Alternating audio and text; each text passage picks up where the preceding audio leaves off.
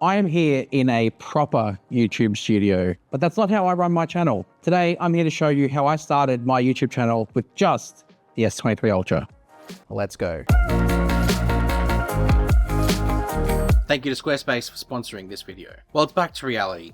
I'm in my home studio, which is my bedroom, which is fine. All small channels kind of got to start somewhere. I may never leave. We'll see. The premise of this video is, yes, to show how I started the channel using an S23 Ultra, but also how Samsung and its ecosystem can benefit creators.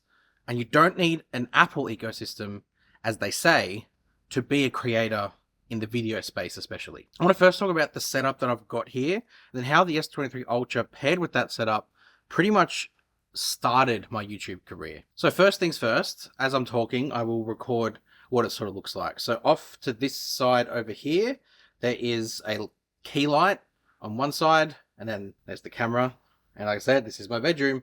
And then over there is another light. Now, I didn't always have these lights. I did start with these big softbox lights, and they kind of took up a bit too much room, so I upgraded.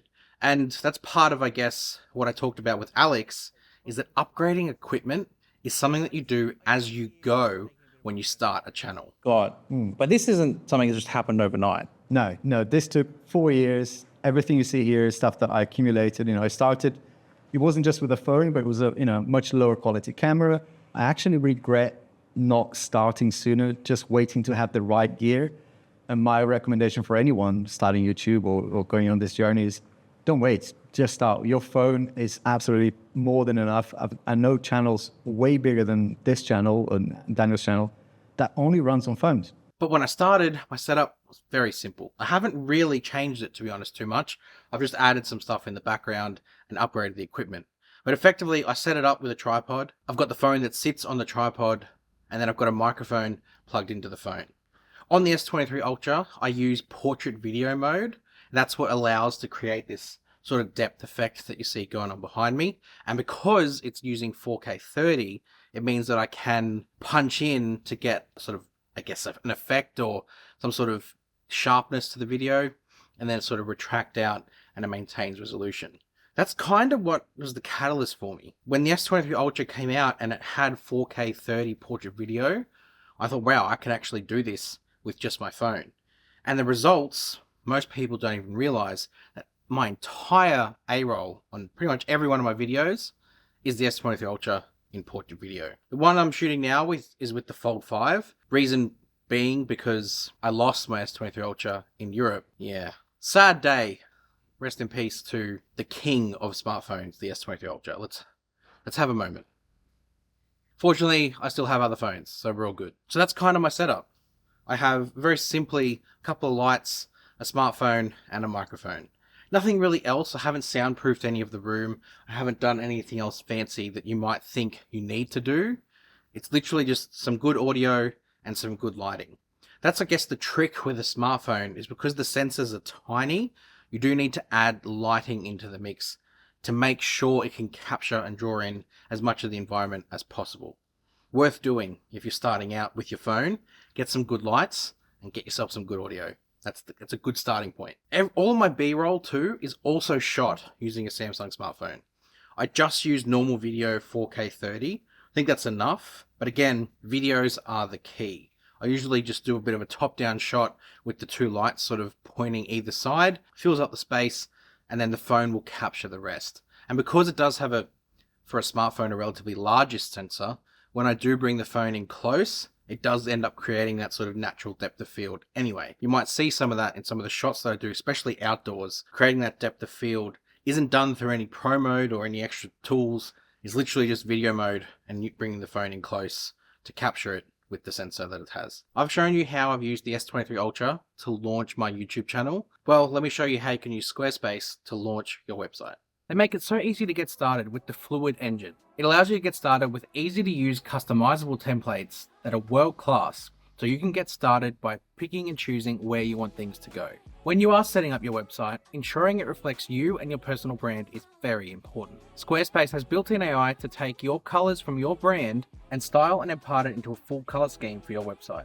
Simply load in your logo and your colors and it will take care of the rest. This will help you when you're building out your Squarespace shop. as you can ensure the colors match your style and reflect your personal brand. This means your customers can buy into not just your merchandise, but you as a person. I've tried Squarespace, now it's your turn. Head to squarespace.com for your own exclusive free trial, and when you are ready to graduate into the full version, use the link on the screen now and in the description to save 10% off your first purchase or domain. Thank you to Squarespace for sponsoring this video.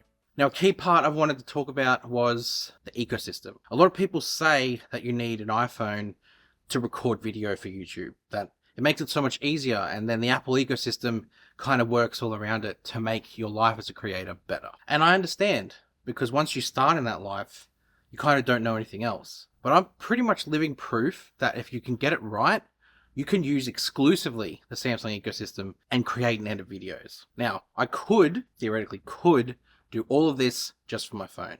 The only limiting factor I found was editing audio. And a lot of that was down to the fact that I don't have any audio treatment in here. I do have concrete walls, which kind of reverbs a lot. So I need a bit more of a powerful machine to clean up that audio. And Windows and the laptops kind of provide me that. But with my editing process being quite simple, it's just B-roll overlaid over A-roll, I could use Samsung DeX and absolutely edit the entire video on the phone itself. I just choose to use the ecosystem because I like the different benefits that having everything kind of has. So when I started, I didn't start with the flashiest Samsung laptop, but I made sure it had quick share because I needed to get the stuff from my phone onto the laptop relatively quickly and seamlessly to make sure it all kind of flowed together. And QuickShare provided me that. As time went on, I definitely decided I needed to optimize, so I did upgrade to the Book 3 Ultra, and that just increased my speed and efficiency when it came to editing and transferring files between everything. And the extra features like multi-control and screen share or second screen absolutely helped increase that workflow again, because it meant I could use more of the ecosystem to connect together for creativity. And that's the thing. The ecosystem that Samsung has is pretty much one-to-one with the ecosystem that Apple have got. AirDrop, QuickShare. Apple probably have a slight advantage in processing power when it comes to their M series chips, but Samsung are now bringing in the Snapdragon X Elite. I'm looking forward to seeing where that goes in terms of efficiency and performance sort of mashed together. Part of evolving on YouTube is evolving your setup. And the thing is, if you don't start, you don't really know where your gaps are. So the best thing you can do is pick up your smartphone and just start recording. I've decided that I wanted lights and a microphone because I think for me as a viewer of YouTube for a long time, that was where I noticed the biggest difference in a lot of creators is the audio and the lighting. Visually, it's good to watch, but also orally, it is a word, made it pleasurable to listen to and make it nice and comfortable to listen to as well. You can understand what's going on. So you set up as you go, you find the gaps. So you might find that lighting is a gap. Plug it with some lights. You might find audio is a gap. Plug it with a microphone. You might find that the current lights that you've got are cumbersome to set up. They're a bit of a limitation or a bit of a barrier for you to actually setting up and recording. Upgrade. Get some new ones. But you only know that as you go on. You don't need to get everything. I'm probably not going to get a camera. I'll say that right now. I'm very happy with the output I get from the Samsung smartphones. They have stepped up their video quality immensely, and I'm happy than ever to keep using it and keep showcasing the fact that you can use it to sustain a YouTube channel. But sometimes it's more than just the equipment you use, it's the space as well. When I was just in the UK, I did go and visit Alex, as you saw in the intro. And one thing that struck me was that Alex, similar to what I've sort of done, has scaled stuff to help him create more efficiently. So whether that be equipment, whether that be space, he's gone through his studio, and as he's used it, he's figured out what he needs to make the process of recording and creating content easier. Alex does use cameras, a lot of them, and he does have some very expensive lighting equipment that sort of makes the whole process look a lot more like a production, a better production than probably what you're getting here. But at the same time, he matches it with his information, which I very appreciate. The thing that struck me was just how he's now thought of everything. He's got the ability to do top-down shots because he's fixed stuff to the ceiling. He's got the ability to roll lights around the room a lot easier because he's bought the right sort of tripod that have wheels. He's got lounges, he's got desks, he's got spaces set up to create different backdrops and to create different scenarios so he can keep his content fresh and interesting. There is, just to my right, there is an entire sort of, I would say, industrial sort of bench full of cables and equipment. You've got overhead mounts, you've got proper lighting. It's a lot. And there's a lot more that I want to do as well, but yeah, I can't stop my production because of gear. It was so cool to see. And as someone who's kind of started out, I guess, I mean, I'm a year and a half in, it's very aspirational to see where you can go with it. I mean, humbly, I'm in my bedroom. So this could be taken to another level if I get the space and the opportunity to find somewhere to branch out. But that doesn't mean you need all of that. You can very easily find a nook in your house, pick up your smartphone, and use it to start recording. The S23 Ultra was the perfect launching pad for me. But then as I realized, Samsung's smartphone lineup pretty much is going to be capable of doing it. Whether it be the base model S23, the Fold 5 as I'm using now, the power is in your pocket. The phone has the capability. Get yourself started and go and do it now because you will not regret it. I've managed to grow myself to a pretty decent number, but if you want to be one of the subscribers, make sure you hit subscribe now. Go check out my other Samsung content. I know this video is a little bit different, but I really was passionate about trying to showcase the power of Samsung and how it can start something like this for you as well. See you in the next one. You!